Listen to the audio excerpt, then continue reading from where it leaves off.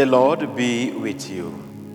A reading from the Holy Gospel according to Matthew, chapter 22, verses 34 to 40. When the Pharisees heard that Jesus had silenced the Sadducees, they got together and disconcerted him. One of them put a question, "Master, which is the greatest commandment of the law?" Jesus said, "You must love the Lord your God with all your heart, with all your soul, and with all your mind. This is the greatest and the first commandment. The second resembles it. You must love your neighbor as yourself. On these two commandments hung the whole law and the prophets also." The Gospel of the Lord. My dear brothers and sisters and beloved viewers, just a few points to meditate on this Sunday, the 30th Sunday Ordinary Time, year A. Jesus is teaching us about the greatest commandment. Actually, Jesus is very generous. He was asked, what is the greatest? But Jesus goes beyond to say, two where the laws are hanged upon. And we see in our society today, we have a lot of don'ts, laws, regulations. Even the church, don't do this, don't do that, don't do this and all that. But Jesus is trying to tell us this Sunday that all what we need to do should be based on the love of God and the love of our neighbors.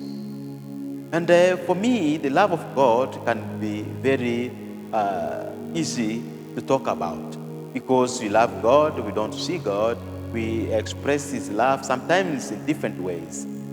But when it comes to the love of neighbors, it becomes very difficult, tricky in fact. And today, the love of neighbors, our neighbors are those vulnerable, those who need our support, those who need our help. In the first reading, I'm talking about the neighbors, those who are vulnerable. The widows, orphans, poor, elderly people, those who are neglected, those are our neighbors. Are you ready to love them? Or we love people who can love us back? That's the way we relate with people. You're my friend because I know tomorrow I will get something back from you. And that's not true love. That's the love of interest. The love with interest, my dear brothers and sisters, should not be among us Christians, because our love should be rooted in the love of God, the love of our neighbors. Today, let's really pray that we may love our neighbors sincerely, with a deep concern that what we need, we want for ourselves, may we also care about them, that they also need it. That's why the second reading, St. Paul is telling us, my dear brothers and sisters, we need to live the life of example. Let people learn from us. Let us not become a block to people from reaching Christ.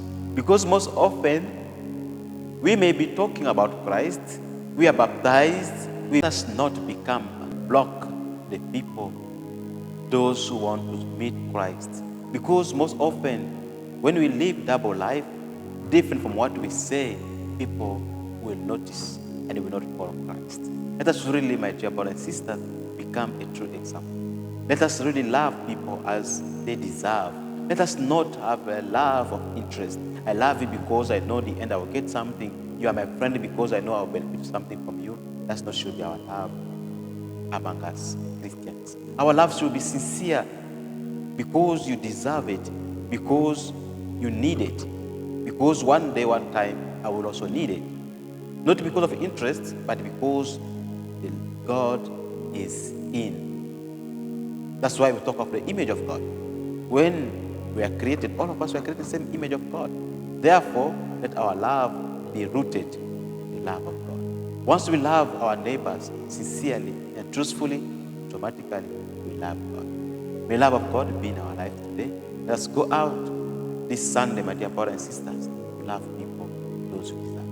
Don't be hypocrites. Don't be people of double standard. In the name of the Father, and the Son,